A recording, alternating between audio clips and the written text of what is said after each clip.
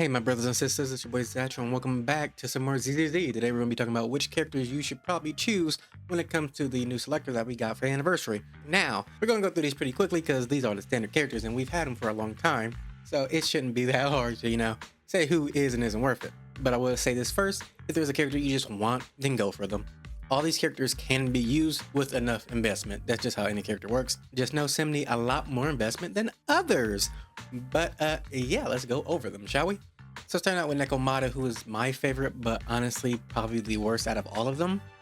Yeah, her good sides are she's a very fast character. She can dodge really well and do dodge counters. She has a really cheap EX skill, and she has good team synergies for the teams that she has. But because there's always a but, the downsides are she doesn't really have that many teams. Like, in all actuality, she has like 2 teams, and both of them require Nico because her additional ability needs her to have either a physical character or cutting hair.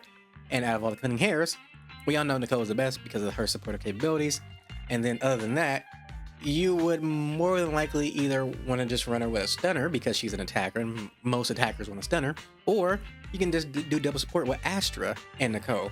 But either way, it's just she doesn't have many team options, and all the other physical characters are just better than her. I think the only physical character that honestly wouldn't be better than her is probably someone like Billy. But then other than that, all other physical characters either deal more damage or just have more utility other than Nekomata.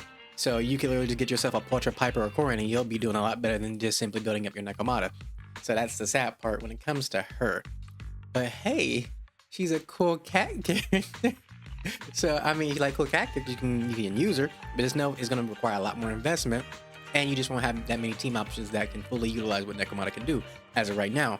Now, they did just announce that the new characters that are coming, one of them is a physical support character, so there might be some hope in that she will be able to just specifically support physical characters, and then Nekomata can see a little revitalizing. But I do not know on that front, so yeah. Out of all the characters, Nekomata is not really the greatest. Next up is Grace.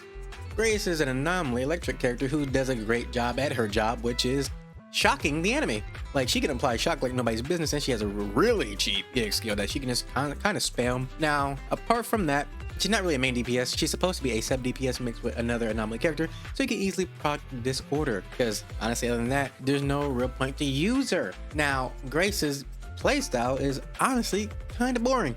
Not even gonna lie to you. You just do the same 3-hit skill over and over again, like, moving around and dodging the enemy. That's all there really is to it. Now, if you want to just move around a lot while fighting the enemy, that's her, but apart from that, you're not really going to see anything too interesting going on. Next up is Coleta, who I believe is a better stunner than Lycon. It's just Lycon stocks went up because of Vlad and the new set. But anyways, what Coleta does is just build up a lot of days like, well, stun characters do. But in her case, if you're with a fire or Bellabog character, then she will increase the chain attack damage for everybody on the team. But apart from that, just, she gets her enhanced little basic after using her EX skill, and you get iframes while doing it, so that's nice. But again, she just builds up a lot of days, and she's very brain dead to play, so you really ain't gotta do no charge basic attacks or anything else like Lycon. So yeah, there's that. Now next up is Lycon. So with his additional ability, which only activates with either an ice character or same attribute, so the little maid people, he can increase the stun multiplier from 150% to 185. So yeah, that allows you to do more damage in the burst window from stunning the enemy. But also with his EX skill, he can apply 24% ice resistance shred that lasts for 30 seconds. So yeah, that's also a really nice thing for, well, the ice team. But then on top of that, he can build up a lot of days with his charged basic attacks. Now, while him and Coleta share the same role with the whole, building up days to stun the enemy for the burst window, Lycon is a lot stronger in ice teams simply because of the ice resistance shred. But then also outside of ice teams, it's not that important, and it falls off a little bit. Now, he can always stun a lot. My cat is going crazy in the background. She got the zoomies. Now, while he can, stun a lot and really quickly, the only issue is, again, he just falls off outside of ice teams. And, if you're not really using Vlad, or you don't have Vlad or Ellen, then there's no real reason to be using Lycon over Coleta in my personal opinion. But hey, if you like Wolfman, just go for Wolfman. Next up is Surtur 11, who is just a pretty standard attacker. Like, there's nothing really special about them, weird enough. They're just a simple fire attacker. Their gimmick is timed attacks, allows them to unleash, fire enhanced attacks. But you can get around that by either using their EX skill or their ultimate, and then they just get to use it for free for like 15 seconds. And then their core passive and additional ability are just damage. Like the core passive is just when triggering fire suppression. Their base attack or dash attack increase that attack's damage by 35%.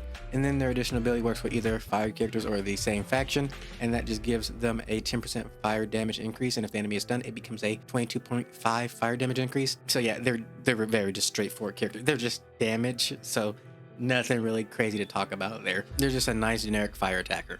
And next up is Rina, who is just a pretty good all-round support who just buffs penetration or electric damage. Electric / shock, honestly. But yeah, it's either those two routes. The universal part would be them just buffing pen overall.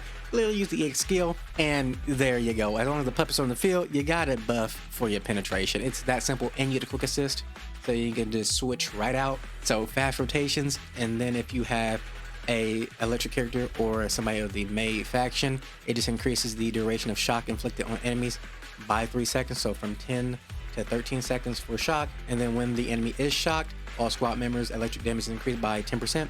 So yeah, she either works in a general sense with the penetration or just specifically with electric teams. So it is nice. She's just a generic buffer, which is always a good thing. Now this is one character I'm just gonna say something about dupes, but with Rina, her dupe actually just makes her a lot better. So if you can get a Rina dupe, you might as well go for it, because that M1 is very nice.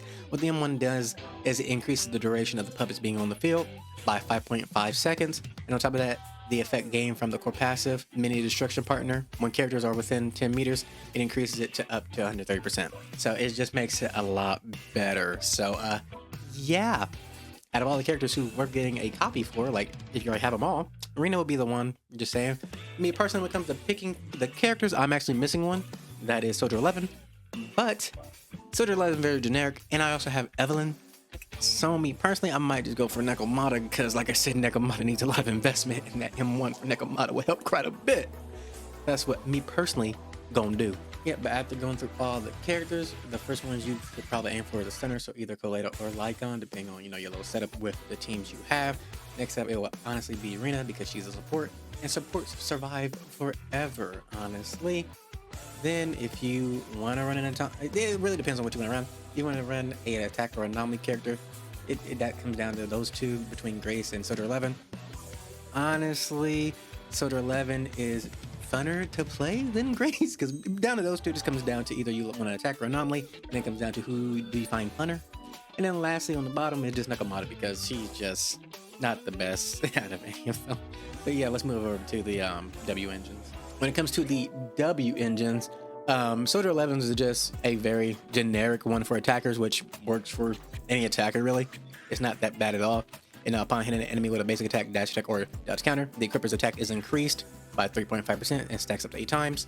So yeah, very generic, can work on any attacker.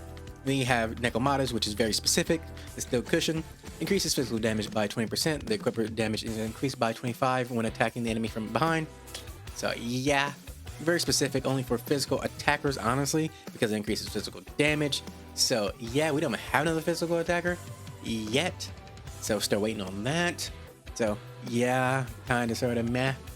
The restraint is Lycon's.